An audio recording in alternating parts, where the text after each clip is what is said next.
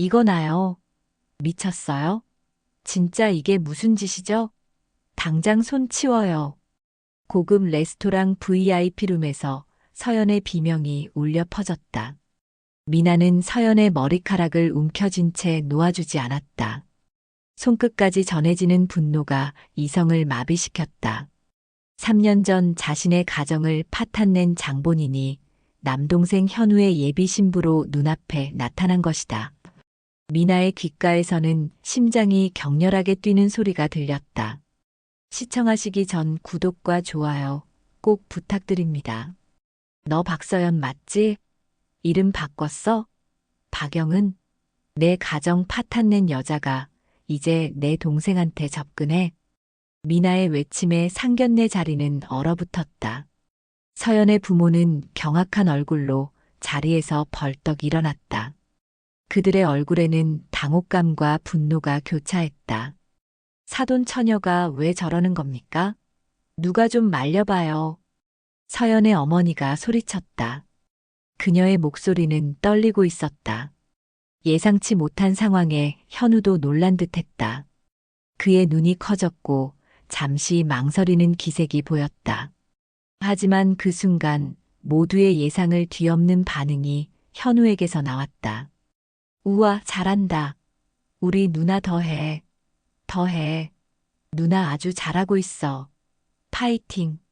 레스토랑의 VIP룸은 순식간에 정적에 휩싸였다. 화려한 샹들리에 아래 모든 사람들이 얼어붙은 듯했다. 미나조차 놀라 손에 힘이 빠졌다. 현우의 반응은 완전히 뜻밖이었다. 믿을 수 없다는 듯 모두가 현우를 바라보았다. 서연의 아버지는 입을 벌린 채 말을 잇지 못했다. 민석 씨, 아니 현우 씨, 지금 미쳤어요? 무슨 헛소리야? 서연이 울먹이며 소리쳤다. 그녀의 메이크업이 눈물에 번지기 시작했다. 현우는 느긋하게 물을 한 모금 마시더니 테이블 위에 휴대폰을 올려놓았다. 그의 표정은 놀랍도록 차분했다. 헛소리요? 좋아요. 그럼 다들 잘 들으세요. 이 여자가 어떤 인간인지 실체를 다 밝혀드릴 테니까요. 현우는 휴대폰의 녹음 파일을 재생했다.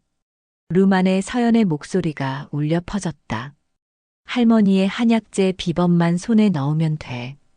그 어리버리한 벤처 대표랑 결혼까지는 안 해도 될 거야. 정보만 빼내면 끝. 서연의 얼굴이 창백해졌다. 병든 사람처럼 안색이 하얘졌다. 현우는 차분하게 말을 이었다. 어르신들, 제 할머니께서는 사람의 진심을 보라고 가르치셨습니다. 이제 모두의 진심이 드러날 시간이네요. 서연의 부모는 당황한 기색이 역력했다. 그들은 서로를 바라보며 어쩔 줄 몰라 했다.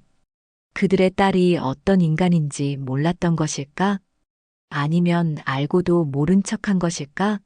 진실은 어둠 속에 숨겨져 있었다. 우리 영은이가, 아니 서연이가 그럴 리가 없어요. 당장 사과하지 않으면 상견례고 뭐고. 다 끝내버릴 테니 행동 똑바로 하세요. 서연의 아버지가 손가락질하며 소리쳤다. 그의 이마에는 핏줄이 붉어져 있었다. 하지만 현우는 태연했다. 오히려 미소를 지으며 더 충격적인 이야기를 꺼냈다. 사과요? 사과할 사람은 우리 누나가 아니라 그쪽 딸내미 같은데요. 이 여자 몇 년 전 멀쩡히 가정 이룬 유부남을 꼬셔서 가정을 산산조각 냈어요. 그 유부남이 누구였는지 아세요? 우리 누나의 남편이었습니다. 서연은 눈물을 흘리며 현우에게 애원했다. 그녀의 손은 떨리고 있었다. 현우 씨, 나 그거 다 지난 일이에요. 다 어렸을 때라고요. 현우 씨를 사랑하는 마음, 나 이번엔 진심이에요. 진짜라고요. 현우는 차갑게 대답했다. 그의 눈빛에는 서리가 내린 듯했다. 사랑? 내가 하고 다닌 건 사랑이 아니라 사기지.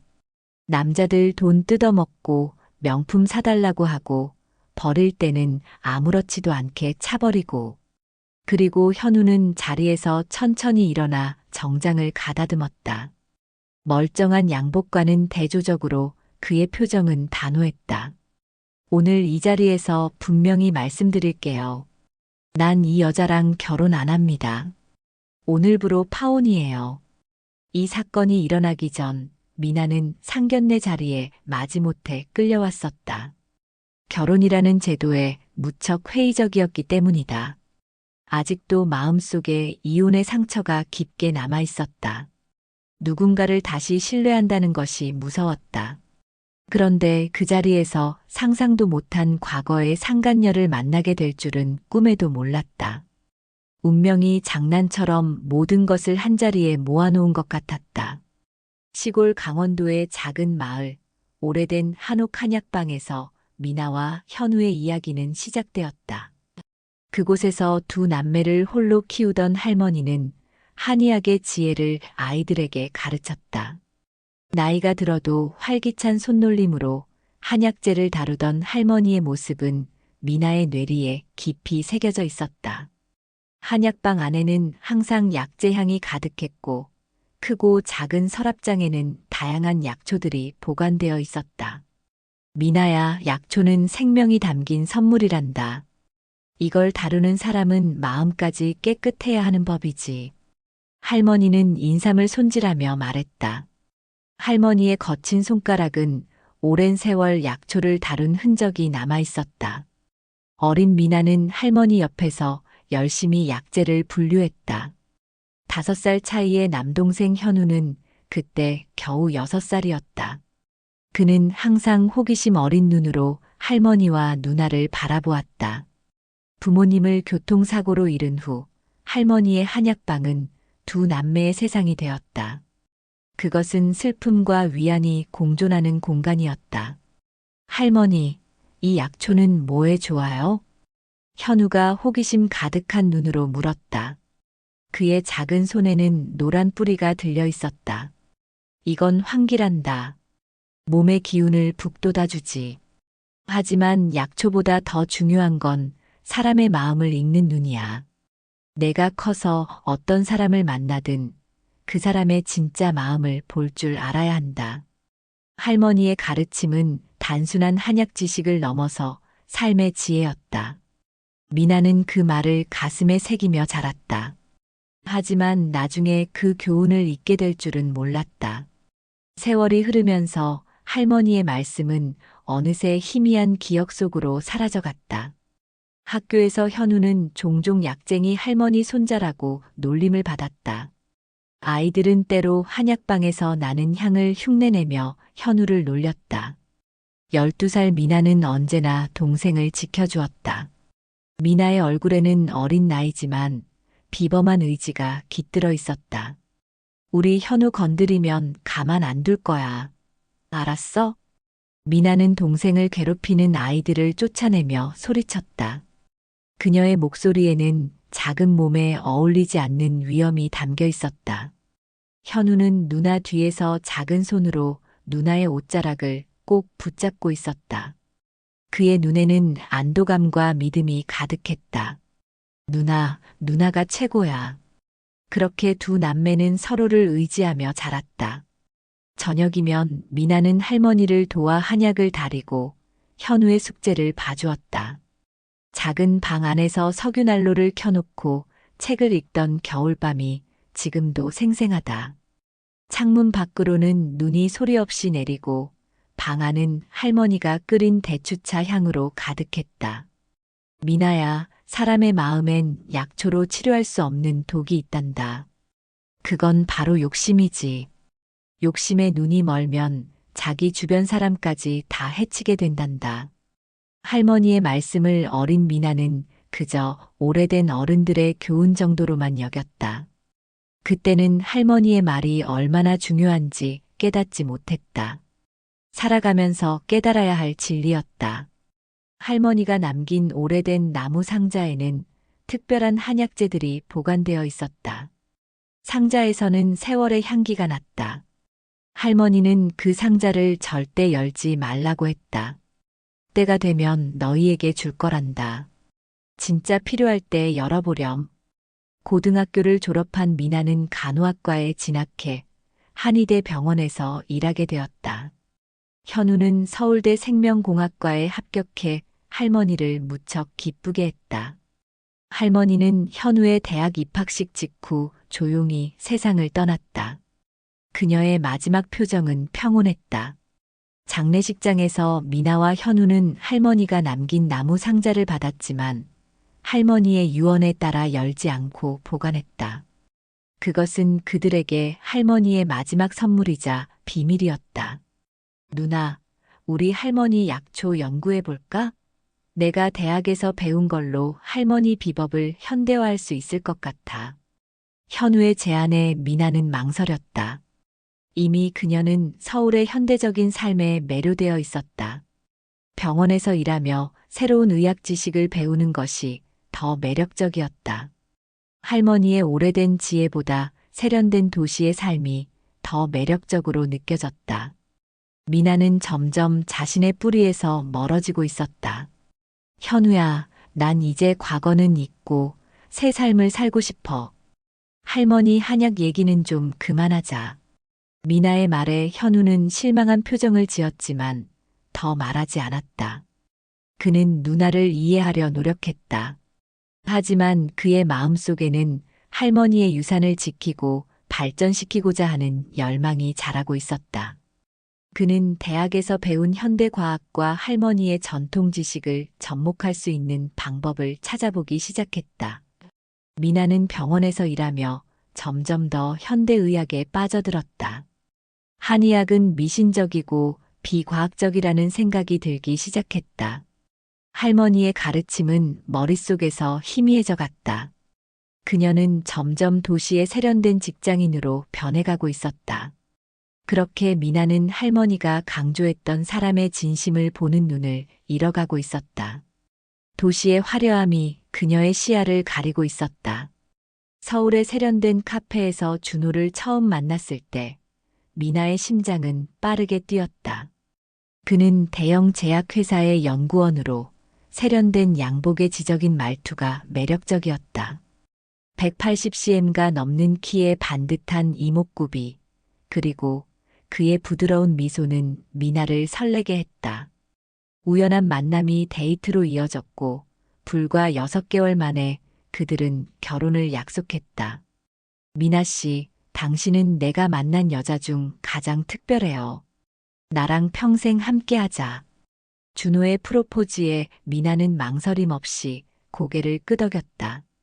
한강변 벤치에서 받은 약혼 반지가 가로등 불빛 아래 반짝였다. 그녀는 그의 따뜻한 미소와 안정된 직업, 그리고 자상함에 완전히 빠져 있었다.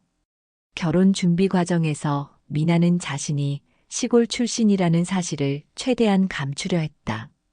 강남의 세련된 준호의 가족 앞에서 할머니의 한약방 이야기는 부끄러운 과거로 느껴졌다. 미나는 자신의 뿌리를 부정하기 시작했다. 화려한 결혼식 날, 미나는 꿈을 꾸는 듯했다. 강남의 고급 웨딩홀에서 100명이 넘는 손님들 앞에 설 때, 그녀는 이제 전혀 다른 세계에 발을 들였다고 느꼈다. 현우는 그런 누나를 묘한 시선으로 바라보았지만 축하의 말을 아끼지 않았다. 그의 눈빛 속에는 걱정과 애정이 뒤섞여 있었다. 누나, 행복해야 해. 하지만 자신을 잃지는 마. 준호와의 신혼생활은 완벽해 보였다. 강남의 고급 아파트, 주말마다의 고급 레스토랑 데이트, 그리고 1년 후 태어난 딸 수아까지. 미나는 이 모든 것이 꿈같이 느껴졌다. 매일 아침 준호는 출근하기 전에 미나와 수아의 이마에 키스를 해주었고, 퇴근 후에는 작은 선물을 들고 돌아왔다. 하지만 작은 균열이 조금씩 보이기 시작했다. 여보, 그 한약 냄새 좀 어떻게 안 돼? 우리 집에 그런 냄새 배면 안 되는데. 미나가 감기에 걸린 수아를 위해 할머니에게 배운 대로 약을 다렸을 때 준호는 인상을 찌푸렸다. 그의 눈빛에는 미묘한 거부감이 담겨 있었다. 처음에는 단순한 의견 차이라고 생각했다. 하지만 시간이 지날수록 준호는 미나의 시골 배경을 은근히 무시하는 발언을 자주 했다. 그것은 직접적인 비난이 아닌 교묘한 방식의 무시였다. 당신 말투가 가끔 촌스러워. 내 동료들 앞에선 조금 더 세련되게 말해줄래? 미나는 자신을 바꾸려 노력했다. 말투부터 옷차림, 심지어 생각하는 방식까지. 할머니에게 배운 모든 것을 잊고 준호가 원하는 세련된 강남의 아내가 되기 위해 애썼다. 그녀는 한의학 대신 현대의학을, 전통 대신 최신 트렌드를 따랐다. 그럴수록 준호는 만족해 보였다. 미나는 그의 인정을 받기 위해 점점 더 자신을 잃어가고 있었다. 준호의 부모님은 표면적으로는 미나를 환영했지만 은근히 그녀의 출신을 문제 삼았다. 특히 준호의 어머니는 미나의 배경을 은근히 깎아내렸다. 우리 애기 시골에서 자랐다더니 정말 적응 잘했네. 이제는 완전히 서울 사람 같아. 시어머니의 말에는 항상 숨겨진 가시가 있었다. 말투는 칭찬 같았지만 그 속에는 비하가 담겨 있었다. 하지만 미나는 웃으며 넘겼다. 가족의 화목을 위해서라면 무엇이든 참을 수 있다고 생각했다. 그녀는 자존심보다 안정을 선택했다. 3년이 지나고 수아가 유치원에 다니기 시작했을 때 준호의 행동이 미묘하게 변하기 시작했다. 늦은 귀가가 잦아졌고 주말에도 갑자기 회사 일이 생겼다며 외출했다. 집에 있을 때도 휴대폰을 손에서 놓지 않았고 미나와 수아와 함께하는 시간은 점점 줄어들었다. 미나는 처음에는 바쁜 프로젝트 때문이라고 생각했다. 준호는 늘 성실했고 책임감 강한 사람이었으니까. 그녀는 남편을 믿고 싶었다. 여보, 요즘 많이 바빠. 수아가 아빠 얼굴 본지 오래됐다고 해서. 미나는 조심스럽게 물었다. 준호의 얼굴에는 미묘한 짜증이 스쳤다가 사라졌다. 미안해, 중요한 프로젝트가 있어서. 이해해줘. 미나는 남편을 믿고 싶었다. 하지만 불안한 마음에 준호의 행동을 유심히 관찰하기 시작했다. 휴대폰을 손에서 놓지 않고 심지어 샤워할 때도 화장실에 가져가는 모습이 수상했다. 가끔 늦은 밤 문자가 오면 황급히 확인하고 지우는 모습도 보였다. 그러던 어느 날 미나는 준호의 양복 주머니에서 영화 티켓 2장을 발견했다. 상영 날짜는 준호가 야근이라며 늦게 들어온 날이었다. 당신을 위한 깜짝 데이트를 준비한 걸까? 미나는 설레는 마음으로 그날을 기다렸다. 그날은 그들의 결혼 기념일 일주일 전이었다. 준호가 특별한 이벤트를 준비하고 있다고 생각했다. 하지만 당일 오후 준호는 문자를 보내왔다. 오늘 야근해야 할 것 같아. 늦게 들어갈게. 그 순간 미나의 가슴에는 돌멩이가 내려앉는 듯한 무거움이 느껴졌다. 불길한 예감이 그녀를 사로잡았다. 그녀의 직감은 틀리지 않았다. 수아가 잠든 후 미나는 오랜 망설임 끝에 준호의 휴대폰을 열어보았다. 비밀번호는 수아의 생일이었다. 미나의 손가락이 휴대폰 화면 위에서 떨렸다. 심장이 빠르게 뛰었다. 이러면 안 돼. 신뢰가 무너질 거야. 하지만 불안감이 그녀를 압도했다. 직감은 이미 그녀에게 진실을 속삭이고 있었다. 숨겨진 폴더 안에서 미나는 낯선 여자와 찍은 사진들을 발견했다. 젊고 예쁜 여자 서연이었다. 긴 생머리에 큰 눈, 뽀얀 피부의 여자였다. 그녀는 미나보다 적어도 5살은 어려 보였다.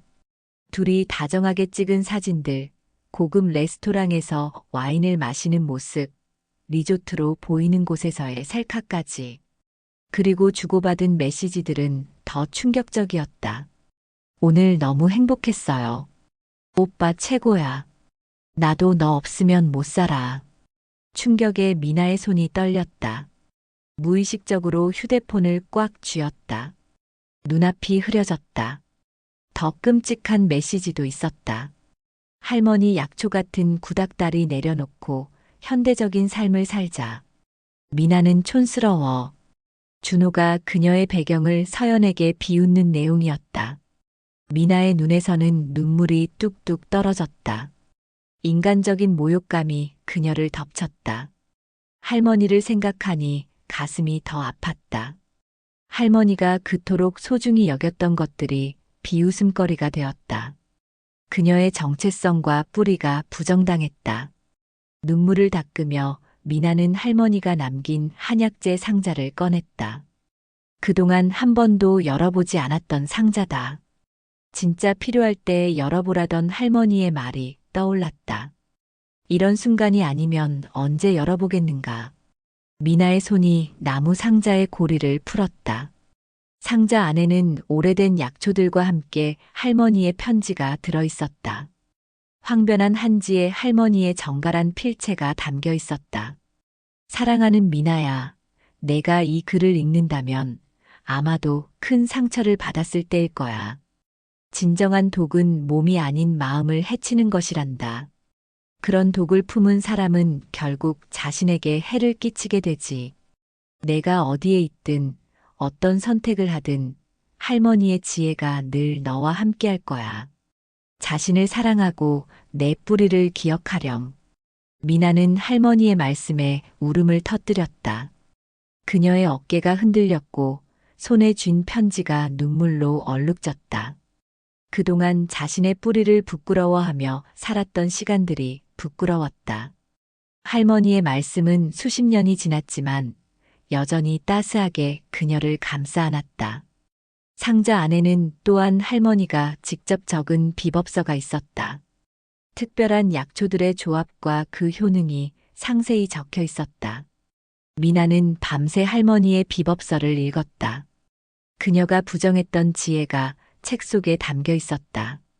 할머니는 평생 모은 지식을 이 책에 모두 남겨두었던 것이다. 미나는 그 책을 가슴에 안은 채 새벽까지 울었다. 다음 날 저녁, 미나는 준호에게 모든 것을 털어놓기로 했다. 수아는 일찍 재워두고 준호가 돌아오길 기다렸다. 현관 소리가 들리고 준호가 들어왔다. 그의 셔츠에서는 미묘한 향수 냄새가 났다. 미나가 쓰지 않는 향이었다. 나 다 알고 있어. 당신 다른 여자 만나고 있잖아. 서연이라는 여자. 미나는 떨리는 목소리로 말했다. 준호는 잠시 놀란 듯 했지만 곧 차분한 표정으로 대답했다. 그의 얼굴에서는 당황함이나 미안함을 찾아볼 수 없었다. 마치 오래전부터 준비해온 말을 하는 것 같았다. 그래, 언젠간 알게 될 거였고 어차피 이렇게 될 거였어. 우리 이혼하자. 미나는 충격을 받았다. 사과는커녕 이런 반응이라니. 그의 무감각한 태도가 더 큰 상처로 다가왔다. 뭐라고? 당신 정말 미쳤어? 우리 수아는 어떡하고? 준호는 냉정하게 대답했다. 그의 눈에는 전혀 감정이 담겨 있지 않았다. 난 이제야 진짜 사랑을 만났어. 너무 멀고 먼 길을 돌아서 이제야 찾은 거야. 서연을 만나고 나서야 깨달았어. 내 인생에 진짜 필요한 사람이 누군지. 미나는 치밀어 오르는 분노를 참을 수 없었다. 수아를 생각하며 참으려 했지만 준호의 냉정한 태도는 그녀의 인내심을 시험했다. 그럼 수아는 너의 딸이야. 그 아이를 어떻게 할 거야? 수아는 내가 키워. 난 더는 이 결혼 생활 못하겠어. 더 충격적인 것은 준호가 할머니의 한약재 연구 자료까지 가져간 사실이었다. 미나도 모르게 준호는 할머니가 남긴 비법 노트를 복사해 가지고 있었던 것이다. 미나가 집을 비운 사이 그는 몰래 상자를 열어 내용을 촬영했던 것이다. 그건 우리 가족의 유산이야. 어떻게 가져갈 수 있어?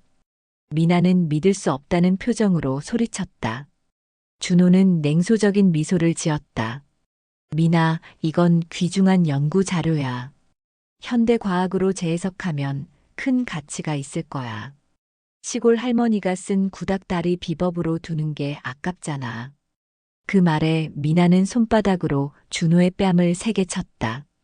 그녀를 무시하는 것은 참을 수 있었지만 할머니를 모욕하는 것은 도저히 용납할 수 없었다. 준호의 뺨에 손바닥 자국이 선명하게 남았다.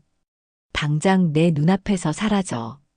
다시는 내 앞에 나타나지 마. 미나의 목소리는 떨렸지만 단호했다. 그녀의 눈에는 더 이상 눈물이 없었다. 그 순간 미나는 모든 미련이 끊어졌다. 남편의 배신도 충격이었지만 할머니의 지혜를 모욕하는 말에 더 큰 상처를 받았다. 아들을 위해서라도 이런 사람과 억지로 가족 흉내를 내며 살아갈 수는 없었다. 그날 밤 미나는 홀로 남겨진 침대에 누워 천장을 바라보았다. 공허함 속에서도 이상하게 마음이 맑아지는 느낌이었다. 오랫동안 자신이 잃어버렸던 것, 할머니의 가르침이 다시 그녀에게 돌아오고 있었다. 수아의 평화로운 잠든 얼굴을 바라보며 미나는 결심했다. 이제 다시 시작할 때였다. 얼마 후 미나는 수아를 데리고 강원도 할머니의 한약방으로 돌아갔다. 현우와 연락해 상황을 알렸고 고향에 도착한 그녀를 현우가 반겨주었다. 오랫동안 방치되었던 한약방에는 먼지가 쌓여 있었지만 그곳에는 여전히 할머니의 향기가 남아 있었다. 누나, 무슨 일이 있었어? 왜 갑자기 돌아온 거야? 현우의 눈에는 걱정이 가득했다. 그는 누나의 얼굴이 지쳐 보이는 것을 알아챘다. 나 이혼하려고 해. 뭐? 왜 갑자기 그런 말을? 현우는 믿을 수 없다는 표정으로 물었다. 그의 두 눈이 커졌다. 준호가 다른 여자 생겼어. 나도, 우리 수아도 안중에 없어. 그리고 할머니의 비법 노트까지 훔쳐갔어. 현우는 한참을 말없이 서 있다가 조용히 누나의 손을 잡았다. 그의 손은 따뜻했고 그 온기가 미나에게 위안을 주었다. 누나, 그런 놈이랑은 끝내. 우리가 있잖아. 미나는 할머니의 오래된 한약방을 바라보며 결심했다. 이제 다시 시작할 때였다. 할머니의 유산을 되살리고 자신의 뿌리를 찾을 때였다. 그녀는 더 이상 자신의 과거를 부정하지 않기로 했다. 미나는 수아의 손을 잡고 한약방 안으로 들어갔다. 새로운 시작이었다. 강원도의 오래된 한약방은 몇 년 동안 방치되어 먼지가 쌓여 있었다. 미나는 수아의 손을 잡고 한약방 문을 열었다. 낡은 목재 서랍장과 약재 향이 그녀를 반겼다. 어린 시절의 기억이 물밀듯이 밀려왔다. 그녀의 몸은 본능적으로 이곳을 집으로 인식했다. 몸이 기억하고 있었다. 엄마, 여기가 할머니 집이에요? 수아가 호기심 가득한 눈으로 물었다. 5살 아이의 눈에는 모든 것이 신기한 모험이었다. 미나는 미소를 지었다. 그녀의 얼굴에 오랜만에 진심 어린 미소가 번졌다. 그래, 엄마가 어렸을 때 살던 곳이야. 이제 우리가 여기서 새 출발을 할 거야. 한약방을 청소하고 정리하는 일은 쉽지 않았다. 몇 년간의 먼지와 거미줄을 치우고 오래된 약재들을 분류하고 낡은 가구들을 손질했다. 미나는 한과망에 가득한 약재 서랍들을 하나하나 닦으며 옛 기억을 되살렸다. 현우는 주말마다 서울에서 내려와 도움을 주었다. 그는 대학에서 배운 생명공학 지식을 활용해 할머니의 한약재 비법을 현대적으로 재해석하는 연구를 계속하고 있었다. 누나, 할머니가 남기신 인삼 추출법이 정말 대단해. 현대 양리학적으로도 뛰어난 효능이 증명되고 있어. 현우는 노트북을 펼치며 흥분된 목소리로 말했다. 그의 눈은 연구에 대한 열정으로 빛났다. 미나도 그의 열정에 감염되는 기분이었다. 할머니는 그저 경험과 직관으로 알아내신 거였는데 과학적으로도 증명이 되는 거야?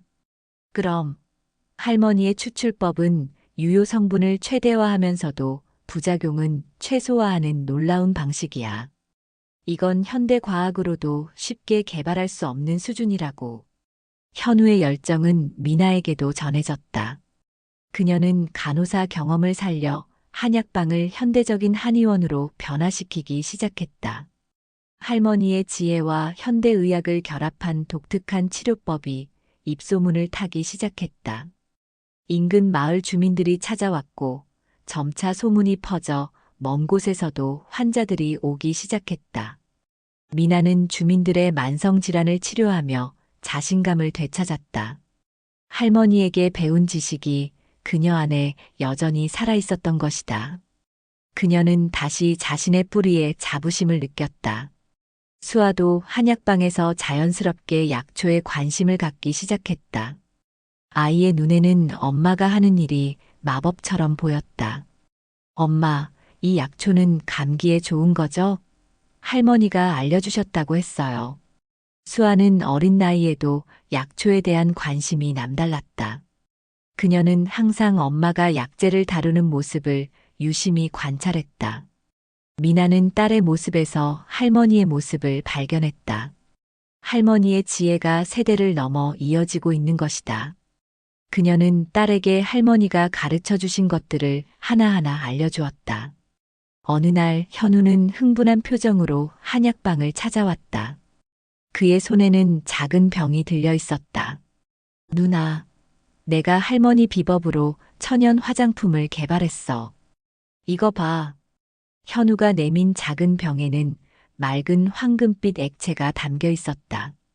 그것은 햇빛 아래서 마치 액체금처럼 빛났다. 미나는 조심스럽게 손등에 발랐다. 부드러운 질감과 은은한 향이 인상적이었다. 우와, 향이 정말 좋다. 피부에 닿는 느낌도 부드럽네. 이건 할머니의 특별한 인삼 추출법으로 만든 안티에이징 에센스야.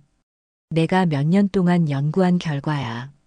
이 제품에는 인삼의 유효 성분이 최대한 보존되어 있어. 미나는 현우의 연구에 감동했다. 그는 단순히 할머니의 비법을 따라하는 것이 아니라 현대 과학을 접목해 더 발전시키고 있었다. 할머니라면 무척 자랑스러워했을 것이다. 현우는 이 제품으로 할매비책이라는 브랜드를 론칭했다. 처음에는 소규모로 시작했지만 인플루언서들 사이에서 입소문이 나며 순식간에 인기 제품이 되었다. 천연 성분과 검증된 효능, 그리고 할머니의 지혜를 담은 스토리가 사람들의 마음을 사로잡았다. 할머니의 가치관이 담긴 제품 철학도 소비자들에게 신선하게 다가왔다. 오늘날 화장품 시장은 겉모습만 강조하지만 저희는 내면의 아름다움과 건강한 피부를 동시에 추구합니다. 할머니께서 항상 말씀하셨듯이 진정한 아름다움은 내면에서부터 시작되니까요. 현우의 인터뷰 내용은 많은 이들의 공감을 얻었다. 그의 진정성 있는 메시지와 실제 효과가 입증된 제품은 빠르게 시장에서 인정받았다. 1년도 채 지나지 않아 할매비책은 화장품 업계에 떠오르는 스타 브랜드가 되었다. 현우는 젊은 나이에 성공한 벤처 사업가로 주목받기 시작했다. 인터뷰와 투자 제안이 쏟아졌다. 그는 바쁜 와중에도 주말마다 고향을 찾아 미나와 수아를 돌봐주었다. 아버지가 없는 수아에게 현우는 아버지와 같은 역할을 해주었다. 삼촌, 나 오늘 학교에서 이거 그렸어. 수아는 현우를 볼 때마다 반가워 뛰어나왔다. 현우는 언제나 수아를 두 팔 벌려 안아주었다. 우리 수아가 그린 거구나. 정말 예쁘다. 삼촌이 회사에 갖다 걸어도 될까? 현우는 첫 번째 큰 성공 후 한약방을 현대식 한의원으로 리모델링해 누나에게 선물했다. 오래된 한옥의 분위기는 그대로 유지하되 내부는 현대적인 시설로 채워진 공간이었다. 전통과 현대가 조화롭게 어우러진 공간이었다. 누나, 이제 제대로 된 공간에서 할머니의 의술을 펼치세요. 이건 우리 가족의 유산이니까. 미나의 한의원 풀잎에는 지역 주민들 사이에서 인기가 높아졌다. 현대의학과 전통 한의학을 접목한 치료법으로 만성질환 환자들에게 특히 효과가 좋았다. 입소문을 타고 서울에서도 환자들이 찾아오기 시작했다. 그녀의 평판은 날로 높아졌다. 현우의 할매비책 브랜드는 계속해서 성장했다. 연구개발센터를 설립하고 할머니의 비법을 현대적으로 재해석한 다양한 제품을 출시했다. 그의 성공 스토리는 여러 경제 매거진에 실렸고 30대 초반의 벤처 업계에 떠오르는 스타로 자리매김했다. 현우 씨, 어떻게 이런 독창적인 브랜드를 만들게 되셨나요? 한 인터뷰에서 기자가 물었다. 현우의 대답은 진솔했다. 저희 할머니의 지혜가 모든 것의 시작이었습니다. 할머니는 약초가 단순한 식물이 아니라 생명의 선물이라고 가르치셨어요. 저는 그 철학을 현대과학과 접목했을 뿐입니다. 현우의 인터뷰는 큰 화제를 모았다. 전통의 가치를 중시하면서도 현대적인 혁신을 이룬 그의 이야기는 많은 이들에게 영감을 주었다. 그리고 그의 성공은 더 많은 사람들의 관심을 끌었다. 그 중에는 서연도 있었다. 준호와 헤어진 후 새로운 타깃을 찾고 있던 그녀의 눈에 성공한 젊은 사업가 현우가 들어온 것이다. 미나는 알지 못했지만 서연은 현우에게 접근하기 위한 계획을 세우고 있었다. 그녀는 자신이 미나의 전 남편과 불륜 관계였다는 사실을 숨기고 새로운 정체성으로 현우에게 접근하려 했다. 어느 화창한 봄날, 현우는 미나의 한의원을 찾아왔다. 그의 표정은 이전과 다르게 비교적 진지했다. 누나, 중요한 이야기가 있어. 미나는 약재를 정리하던 손을 멈추고 동생을 바라보았다. 그의 눈빛이 어딘가 다르게 느껴졌다. 무슨 일이야? 나 결혼할 것 같아. 미나는 잠시 놀랐지만 곧 기쁜 마음으로 현우를 축하했다. 동생이 드디어 좋은 사람을 만나 행복해질 수 있다면 더할 나위 없이 좋은 일이었다. 그녀는 진심으로 현우의 행복을 바랐다. 정말 어떤 사람인데? 너무 궁금하다. 현우는 문득 쑥스러운 표정을 지었다. 그는 말을 고르는 듯 했다. 누나도 상견례 자리 꼭 와줘야 돼. 상견례 날 바로 잡으려고 해. 미나는 현우가 말하는 상견례가 어떤 의미인지 그때는 이해하지 못했다. 그의 말투에 약간의 이중적인 의미가 있다고 느꼈지만 그저 동생이 평범한 상견례를 준비하고 있다고만 생각했다. 미나는 화장품 사업에 성공한 현우의 미래 신부가 어떤 사람일지 궁금했다. 현우야, 근데 신중하게 생각한 거 맞지? 누나가 걱정돼서 하는 소리야. 미나는 자신의 실패한 결혼을 떠올리며 물었다. 동생만큼은 그런 상처를 받지 않기를 바랐다. 현우는 유쾌하게 웃었다. 알아, 누나. 누나 마음 다 이해해. 근데 어쨌든 상견례 때 와줘. 누나가 같은 여자니까 여자로서 어떤지 봐주면 좋겠어. 현우의 부탁에 미나는 기꺼이 승낙했다. 결혼에 대한 회의적인 생각이 있었지만 동생의 행복을 위해서라면 무엇이든 해주고 싶었다. 수아도 삼촌의 결혼식에 들러리로 서게 된다는 생각에 들떠 있었다. 동생이 떠난 후 미나는 할머니의 사진을 바라보았다. 할머니의 온화한 미소가 사진 속에서도 전해졌다. 언젠가 할머니가 했던 말이 생각났다. 사람을 볼 때는 겉모습이 아니라 마음을 봐야 한단다. 진정한 마음은 쉽게 감출 수 없지. 할머니의 말씀이 왜 갑자기 떠올랐는지 미나는 알 수 없었다. 그저 동생의 결혼 소식에 감상에 젖은 것일까? 아니면 무언가 예감이라도 있었던 것일까? 그녀는 그날 밤 유독 잠을 설쳤다. 불안한 꿈을 꾸었지만 일어나자마자 내용을 잊어버렸다.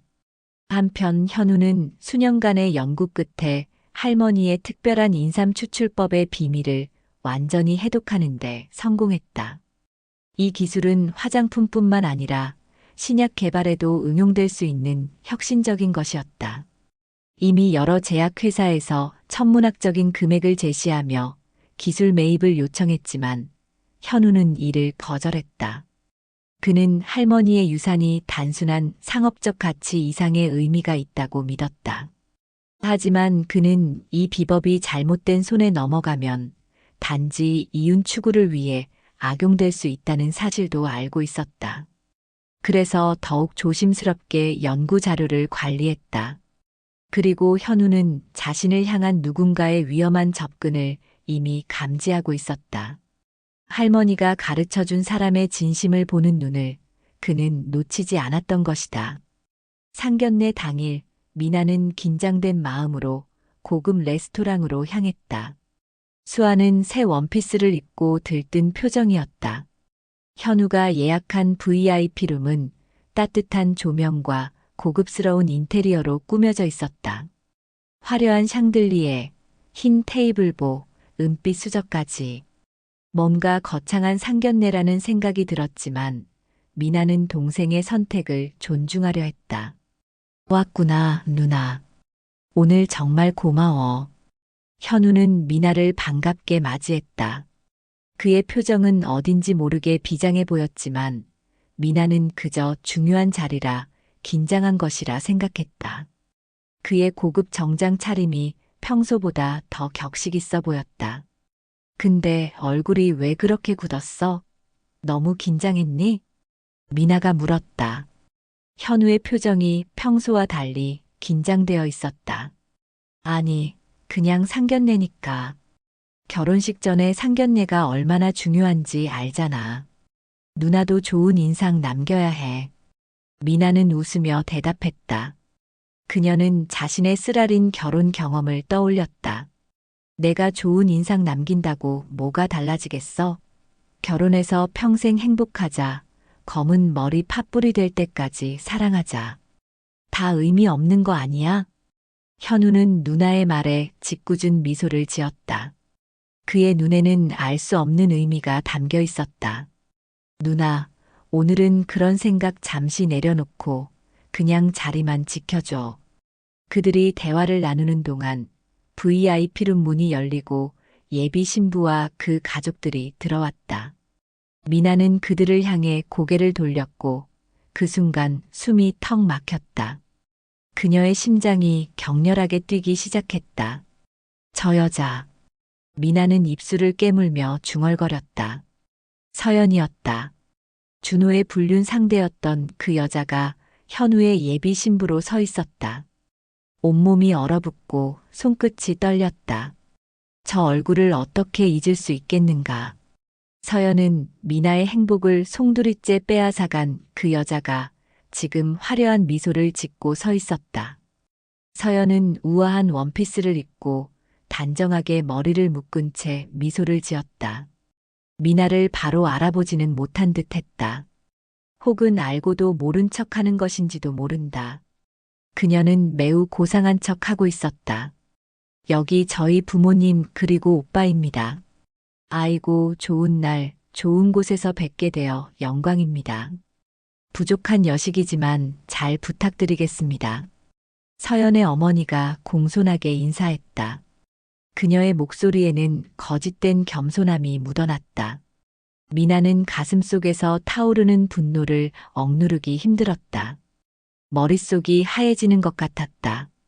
귓가에서는 심장 소리만 크게 들렸다. 우리 서연이가 어떻게 현우 같은 좋은 청년을 만났는지. 인연이란 다 예비되어 있는 법이지요. 우리 서연이도 잘 부탁드립니다. 서연의 아버지가 말을 이었다. 그들은 철저히 고상한 척하고 있었다. 서연은 수줍은 듯 미소를 지으며 현우를 바라보았다. 그 시선에는 물질적 욕망이 감춰져 있었지만 아무도 알아채지 못했다. 아니, 거의 아무도. 누나도 인사해야지. 현우의 말에 미나는 자리에서 천천히 일어났다. 그녀의 다리가 떨렸다. 그녀의 시선이 서연과 마주쳤다. 서연의 얼굴이 순간 굳었다. 그제야 미나를 알아본 것이다. 서연의 눈이 잠시 커졌다가 이내 평정을 되찾았다. 안녕하세요. 현우의 누나입니다. 미나의 차가운 인사에 서연은 잠시 당황한 기색을 보였다. 하지만 곧 아무 일도 없었다는 듯 미소를 지었다. 그녀의 연기력이 돋보이는 순간이었다. 안녕하세요. 처음 뵙겠습니다. 그 뻔뻔한 태도에 미나의 분노는 폭발 직전이었다. 그녀의 손가락이 떨렸고 입술이 바짝 말랐다. 참을 수 없었다. 그 여자가 내 남동생과 결혼을 한다고 내 가정을, 내 행복을 모두 빼앗아간 그 여자가 그녀는 더 이상 자제력을 유지할 수 없었다. 미나는 전우좌우를 재지 않고 서연에게 다가가 머리카락을 움켜쥐었다. 서연의 정갈하게 묶은 머리가 미나의 손에 붙잡혔다. 너 나 기억하지? 뭐, 박서연? 너 개명했냐? 너 서연이 아니고 영은이잖아.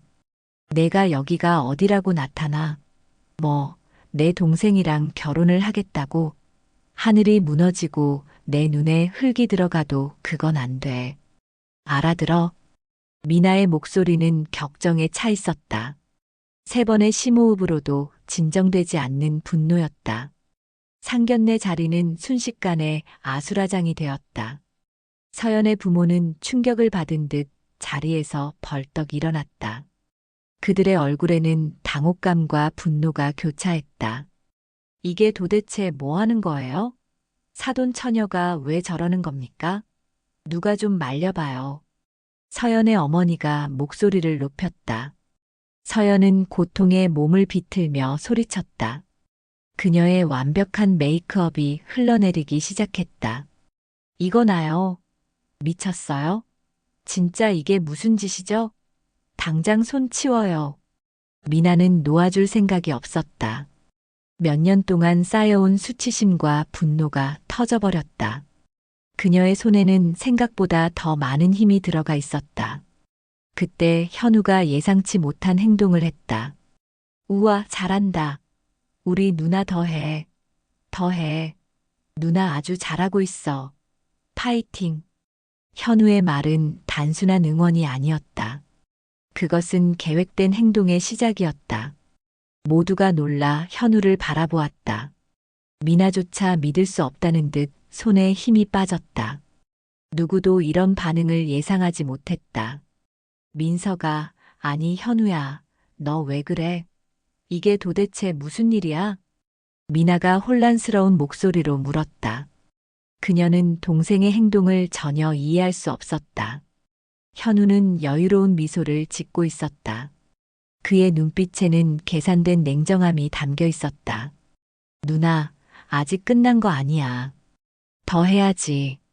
머리카락 한 올 남기지 말고 다 뽑아버려야 해. 현우의 말에 방아는 완전한 침묵에 휩싸였다. 서연은 충격받은 표정으로 현우를 바라보았다. 그녀의 눈에는 믿기지 않는다는 표정이 역력했다. 미나도 마찬가지였다. 그녀는 혼란스러운 표정으로 현우를 바라보았다. 이게 무슨 상황인지 아직 완전히 이해하지 못했다. 모두의 시선이 현우에게 쏠렸다. 그의 예상치 못한 반응에 서연의 부모는 격분했다. 그들의 얼굴은 분노로 일그러졌다. 이런 모욕이 어디 있어? 이게 무슨 짓이야? 자네 제정신인가? 서연의 아버지가 손가락질하며 소리쳤다. 그의 목소리는 분노로 떨리고 있었다. 서연의 얼굴은 창백해져 있었다. 메이크업이 눈물에 번져 얼룩덜룩해졌다. 현우 씨, 지금 미쳤어요? 무슨 헛소리야? 서연의 목소리에는 울분과 당혹감이 담겨 있었다. 하지만 현우는 그런 반응을 이미 예상했다는 듯 느긋하게 물을 한 모금 마시더니 테이블 위에 휴대폰을 올려놓았다. 그의 행동 하나하나에는 계산된 의도가 있었다. 헛소리요? 좋아요. 그럼 다들 잘 들으세요. 이 여자가 어떤 인간인지 실체를 다 밝혀드릴 테니까요. 현우는 휴대폰의 녹음 파일을 재생했다. 그의 손가락이 화면을 탭하자 룸 안에 서연의 목소리가 울려 퍼졌다. 할머니의 한약재 비법만 손에 넣으면 돼. 그 어리버리한 벤처 대표랑 결혼까지는 안 해도 될 거야. 정보만 빼내면 끝. 서연의 얼굴이 창백해졌다. 그녀의 눈은 충격으로 크게 떠졌다. 휴대폰에서는 계속해서 충격적인 대화가 이어졌다. 준호 오빠가 가져온 할머니 비법 노트로는 부족해. 완전한 추출법이 담긴 연구 자료가 필요해. 그게 현우 손에 있다고 했잖아. 내가 잘 꼬셔볼게. 녹음된 서연의 목소리는 지금 자리에 있는 서연과 판이하게 달랐다. 거기엔 교활함과 계산된 음흉함이 담겨 있었다. 미나는 충격을 받았다. 서연이 준호와 함께 할머니의 비법을 노리고 있었다니. 그리고 이제는 현우까지 노렸다니. 자매를 차례로 노리는 이런 계획이 가능하다는 것이 믿기지 않았다. 어르신들, 제 할머니께서는 사람의 진심을 보라고 가르치셨습니다. 이제 모두의 진심이 드러날 시간이네요. 현우는 차분하게 말을 이었다. 그의 목소리에는 원초적인 분노 대신 냉정한 결의가 담겨 있었다. 그쪽 따님은 제 누나의 전 남편을 유혹해 가정을 파탄냈습니다. 그것도 모자라 할머니의 한약재 비법을 훔쳐가려 했고요. 그리고 이번엔 저에게 접근해 더 완전한 비법을 손에 넣으려 한 겁니다. 현우의 말에 서연의 부모는 말문이 막혔다. 그들의 눈에는 당혹감이 가득했다. 정말 딸의 행동을 몰랐던 것일까? 아니면 알고도 모른 척한 것일까? 진실은 아무도 알 수 없었다. 그게 다 오해예요. 우리 딸은 그런 애가 아니라고요. 서연의 어머니가 더듬거리며 말했다. 그녀는 딸을 지키려 했지만 그 자신도 확신이 없어 보였다. 하지만 현우는 냉정하게 증거를 하나씩 내보였다. 그는 오랫동안 준비해왔다는 듯 말을 이어갔다. 제가 가진 증거들이 여기 있습니다.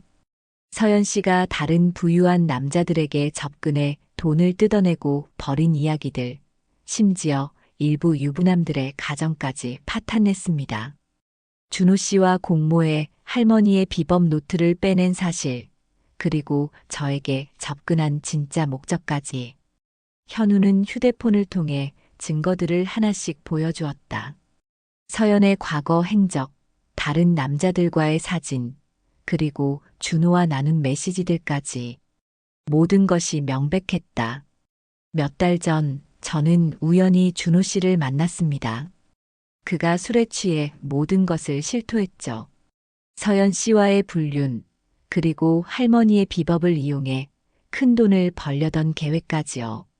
미나는 현우의 말에 더욱 충격을 받았다. 현우가 이미 모든 것을 알고 있었다니. 현우가 준호와 만났다는 사실, 그리고 이 모든 계획을 알고 있었다는 사실이 믿기지 않았다. 미안해, 누나. 미리 말 못한 거 용서해줘. 나도 처음엔 몰랐어. 결혼 이야기 나오고 준비하면서 알게 됐어. 처음엔 믿기 힘들었거든. 근데 조사해보니까 이 여자가 어떤 짓을 했는지 죄다 나오는데 한두 가지가 아니더라고. 현우는 누나를 향해 진심 어린 시선을 보냈다. 그의 눈에는 애정이 담겨 있었다. 그는 누나를 지키기 위해 이 모든 것을 계획했던 것이다. 서연은 울며 현우에게 애원했다. 그녀의 온몸이 떨리고 있었다. 현우 씨, 나 그거 다 지난 일이에요. 다 어렸을 때라고요.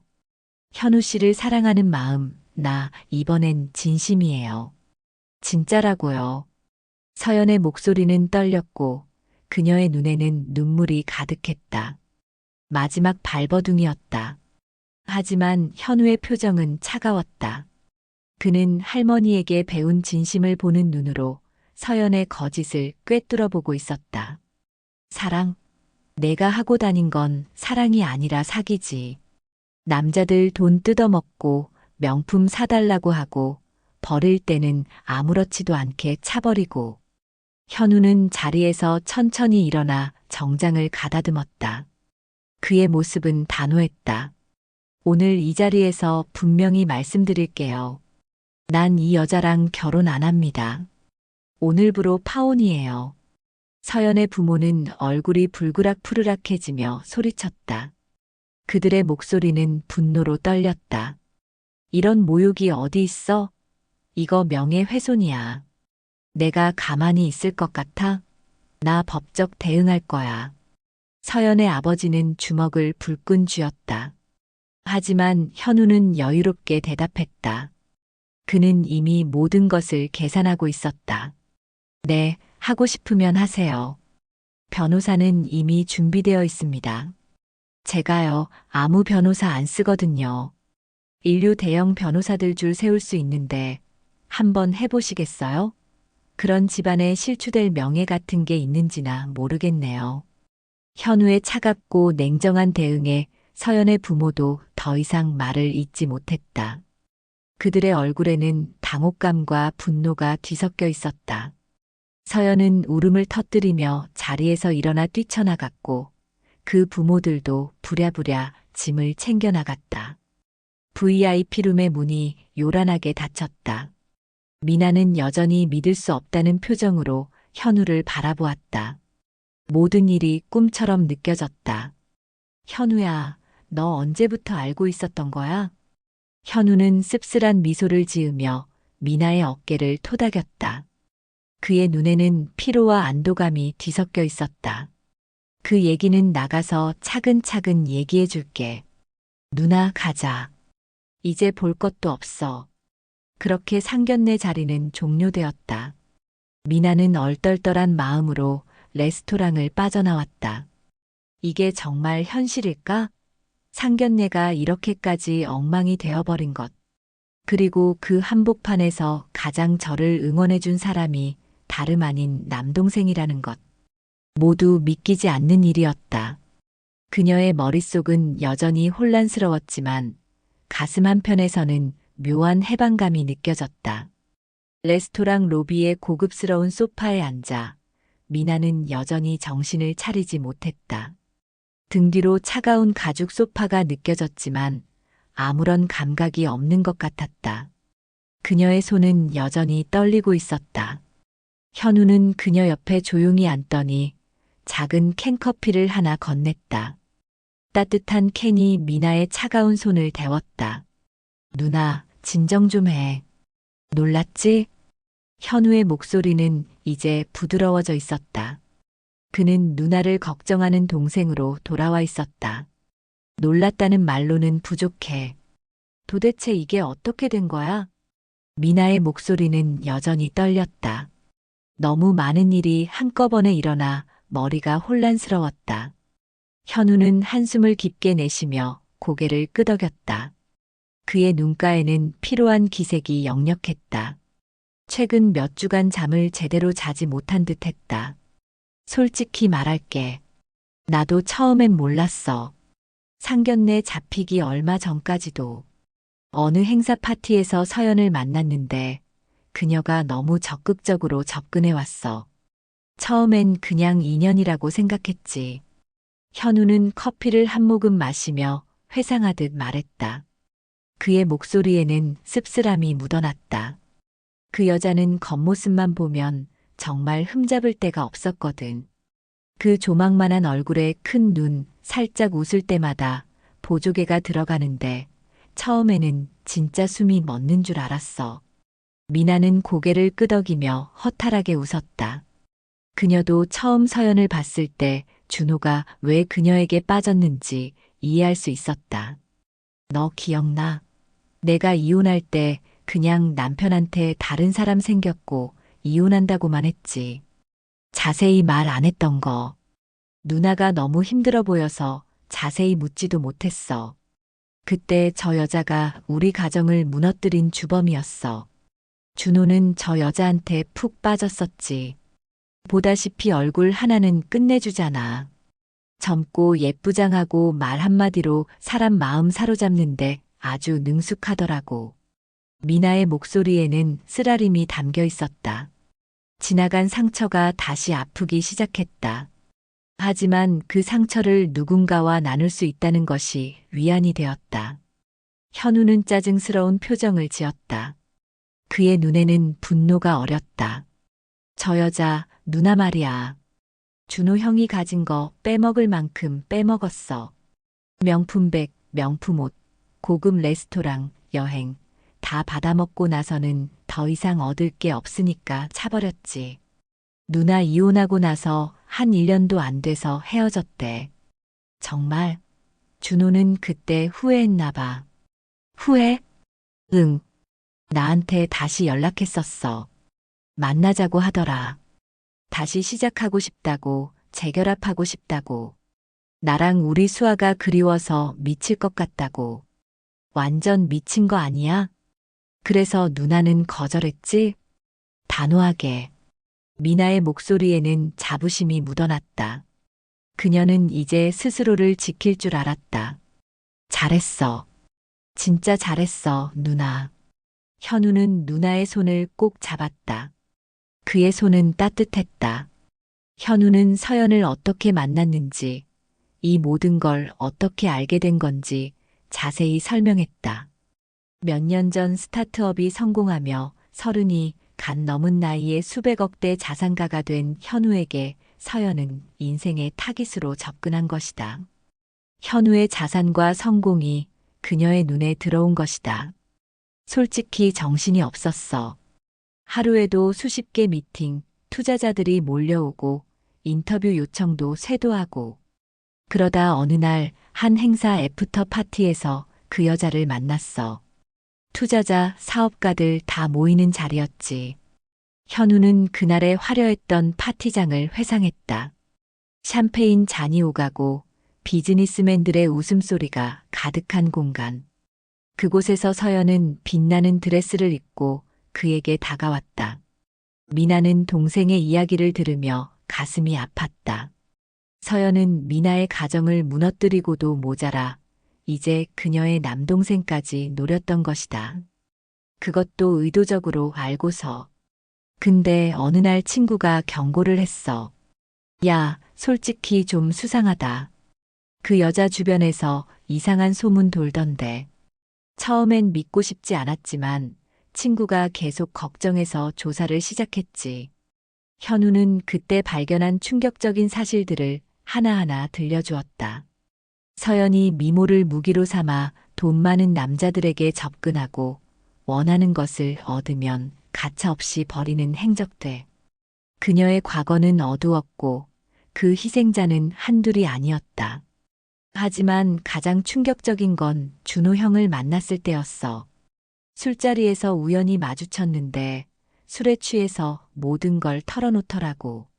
서연이 어떻게 접근했는지, 어떻게 누나의 가정을 무너뜨렸는지, 그리고 할머니의 한약재 비법을 어떻게 빼냈는지까지. 준호는 술에 취해 모든 것을 고백했다고 했다. 서연과의 만남부터 시작된 불륜, 그리고 어떻게 미나의 가정이 무너졌는지. 가장 충격적인 것은 할머니의 비법에 관한 이야기였다. 준호 형은 누나가 소중히 여기던 할머니의 비법 노트를 몰래 복사해 서연에게 넘겼어. 그들은 그걸로 화장품 사업을 시작하려 했지. 하지만 완전한 비법이 아니라 실패했대. 그래서 서연이 나에게 접근한 거야. 내가 완성한 할머니의 비법을 손에 넣기 위해. 현우의 목소리에는 분노가 묻어났다. 할머니의 지혜를 그런 식으로 악용하려 했다는 사실이 그를 무척 화나게 했다. 그거 알아? 서연이 준호에게서 빼낸 비법으로 화장품을 만들었는데 큰 실패를 했대. 준호의 돈을 다 날린 거지. 할머니의 비법은 그렇게 쉽게 따라할 수 있는 게 아니니까. 현우는 웃으며 말을 이었다. 그의 웃음에는 복수의 쾌감이 담겨 있었다. 그래서 일부러 상견례까지 가자고 한 거야. 누나를 꼭 불러서 그 자리에서 다 폭로하려고. 그 여자가 상견례를 준비하며 대출까지 받아 부모님 오실 의상, 액세서리, 심지어 외모까지 꾸미는데 돈을 썼대. 그렇게까지 해서라도 우리 가족한테 좋은 인상을 남기고 나를 꼭 잡으려고 했던 거지. 미나는 한동안 말을 잇지 못했다. 현우가 겪었을 분노와 배신감이 고스란히 전해졌다. 하지만 한편으로는 현우가 그 여자의 함정에 완전히 빠지기 전에 모든 것을 알아채고 끊어냈다는 사실에 가슴 깊이 안도했다. 동생이 지혜롭게 상황을 파악하고 대처한 것이 자랑스러웠다. 고마워, 현우야. 그리고 미안해. 나 때문에 내가 이런 일을 겪게 될 줄을 몰랐어. 미나의 목소리에는 미안함과 감사함이 함께 담겨 있었다. 현우는 따뜻하게 웃었다. 아니야, 누나. 덕분에 나도 사람 보는 눈을 키우게 됐어. 근데 생각해보니 그냥 조용히 헤어지면 또 다른 누군가를 노리겠지. 나처럼 속는 사람 또 나오겠지. 현우의 목소리에는 결연함이 묻어났다. 그는 단순히 자신을 지키는 것을 넘어 더 큰 정의를 실현하고자 했다. 그래서 일부러 끝까지 끌고 갔어. 결혼 준비하는 척하고 상견례 날짜도 잡고 상견례 장소도 일부러 좋은 호텔로 잡은 거야. 걔가 무리해서라도 제일 좋은 명품 옷, 제일 비싼 액세서리로 꾸미고 나올 거라고 확신했거든. 그리고 누가 뭐래도 누나가 그 여자한테 복수할 자격이 있는 사람이니까. 미나는 가슴이 뭉클해졌다. 동생의 뜻밖의 배려에 눈시울이 붉어졌다. 그렇게 준비된 계획이었다니 믿기 어려웠다. 고마워, 현우야. 내가 누나 편들어주는 건 당연한 거야. 누나가 날 어떻게 키웠는데? 누나랑 할머니가 아니었으면 내가 지금 어디 있었겠어? 현우의 말에는 깊은 애정이 담겨 있었다. 미나는 동생의 어린 시절을 떠올렸다. 라면을 끓여주고 괴롭히는 아이들로부터 지켜주던 그 시절. 그 작고 연약했던 동생이 이제는 든든한 버팀목이 되어 있었다. 미나는 조심스럽게 현우의 팔을 잡았다. 그녀의 눈에는 걱정이 서려 있었다. 너 정말 괜찮겠어? 소문나고 이래저래 번거로울 텐데. 괜찮아. 오히려 잘 됐지. 저런 여자한테 잘못 걸려서 내 인생 망칠 뻔했는데 이 정도 망신쯤이야 싸게 먹힌 거지. 할머니가 항상 말씀하셨잖아. 정의는 서두르지 않아도 반드시 온다고. 현우의 말에는 깊은 지혜가 담겨 있었다. 할머니의 가르침이 그의 마음 깊은 곳에 자리 잡고 있었던 것이다. 미나는 동생의 등을 토닥였다. 자신이 아닌 동생을 위로하는 기분이 이상했지만 그녀는 큰 자랑스러움을 느꼈다. 고생했다, 우리 현우야. 정말 고생 많았어. 누나, 우리 이제 앞만 보자. 저런 인간들 신경 쓰지 말고. 인과응보다 결국 자기 한 짓은 다 돌아오게 된다니까. 누나, 이제부터 진짜 행복해지자. 나도, 누나도, 우리 수아도. 그날 이후로 서연과 그 가족은 다시는 미나와 현우 앞에 나타나지 않았다. 잠시 서연의 부모가 법적 대응을 운운했지만 현우가 가진 증거들 앞에서 그들도 물러설 수밖에 없었다. 서연의 과거 행적이 업계에 퍼지면서 그녀의 사회적 활동은 크게 위축되었다. 얼마 후 미나는 준호와 서연이 할머니의 불완전한 비법으로 시작한 화장품 사업이 크게 실패해 파산했다는 소식을 들었다. 고급 호텔을 전전하던 두 사람은 이제 월세방으로 거처를 옮겼다고 했다. 현우는 그 이야기를 들으며 씁쓸하게 웃었다. 할머니 말씀이 맞았어. 욕심에 눈이 멀면 자기 주변 사람까지 다 해친다고 하셨잖아. 결국 자기들이 자기들 발목을 잡은 거지. 미나는 섣부른 복수심 대신 담담한 마음으로 그 소식을 받아들였다. 그녀는 이제 과거에 머물지 않고 앞으로 나아갈 준비가 되어 있었다. 1년 후 미나의 한의원 풀잎에는 더욱 번창했다. 전국 각지에서 환자들이 찾아왔고 그녀의 특별한 치료법은 의학계에서도 주목받기 시작했다. 현우의 할매비책 브랜드도 국내를 넘어 해외로 진출하기 시작했다. 그들은 할머니의 지혜를 계승하고 발전시켜 많은 사람들에게 도움을 주고 있었다. 그리고 현우에게 새로운 인연이 찾아왔다. 우연한 기회에 그는 약초학을 전공한 연구원 지연을 만났다. 그녀는 할머니의 약초 연구에 진심으로 관심을 가지고 있었고 그 가치를 인정하는 사람이었다. 어느 날 현우는 지연을 미나에게 소개했다. 누나, 소개시켜줄 사람이 있어. 사랑하는 사람이 생겼어. 미나의 눈에는 걱정이 어렸다. 그녀는 동생이 또다시 상처받지 않기를 바랐다. 정말? 이번엔 정말 괜찮은 사람이지? 물론이지. 이번엔 진짜야. 누나도 만나보면 알 거야. 지연은 수수한 차림새에 조심스러운 미소를 짓는 여성이었다. 화려하지 않지만 따뜻한 눈빛이 인상적이었다. 무엇보다 그녀의 말 한마디 한마디에서 진심이 느껴졌다. 처음 뵙겠습니다. 많이 부족하지만 잘 부탁드려요. 미나는 지연의 맑은 눈빛을 보며 마음이 놓였다. 할머니가 말씀하셨던 그 사람의 진심을 보는 눈으로 볼 때 지연은 진정한 마음을 가진 사람이라는 것을 직감적으로 느낄 수 있었다. 그녀의 눈에는 욕심이나 계산이 아닌 순수한 애정이 담겨 있었다. 나도 잘 부탁해요. 우리 현우를 잘 부탁드려요. 현우와 지연의 결혼식은 화려하지 않지만 따뜻했다. 시골 할머니의 한약방터에 지은 작은 정원에서 가족들만 모인 채 진행되었다. 벚꽃이 흩날리는 봄날, 그들은 할머니의 영정 앞에서 서약을 나누었다. 지연은 수아에게도 진심 어린 애정을 보여주었다. 수아야, 이거 보세요. 할머니가 쓰시던 약초 도감이에요. 함께 공부해 볼까요? 수아는 금세 지연에게 마음을 열었다. 그들은 함께 약초를 심고 가꾸며 즐거운 시간을 보냈다. 지연은 수아에게 새로운 숙모이자 친구가 되어 주었다. 결혼 후 얼마 지나지 않아 지연은 임신을 했다. 현우는 들뜬 마음으로 미나에게 소식을 전했다. 누나, 우리 아기 생겼어. 할머니가 계셨다면 얼마나 좋아하셨을까?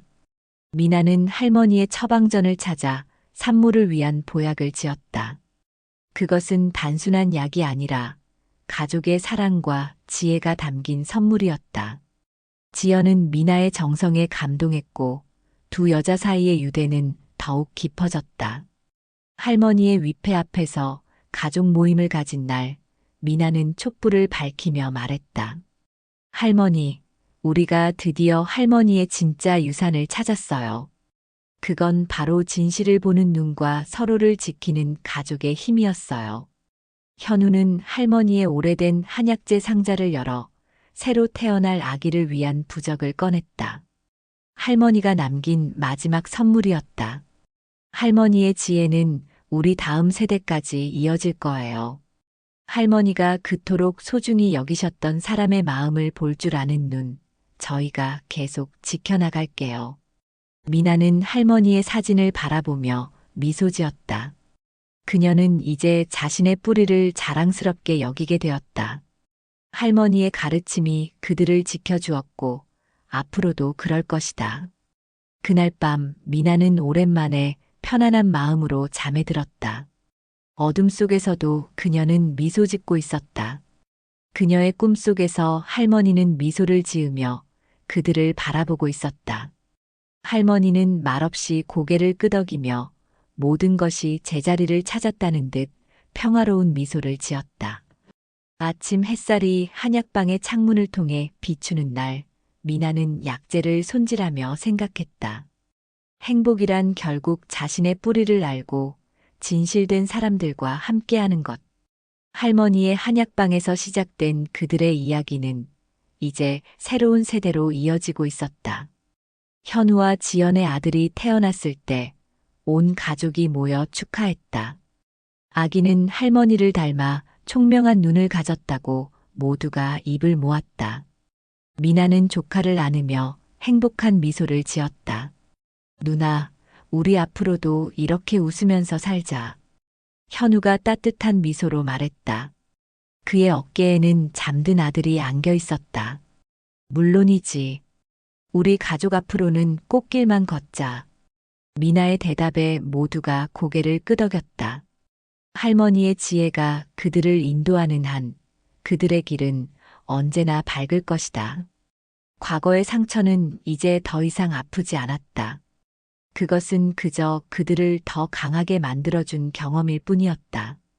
진정한 행복은 결국 할머니가 말씀하신 대로 사람의 진심을 볼 줄 아는 눈과 가족의 사랑 속에 있었던 것이다.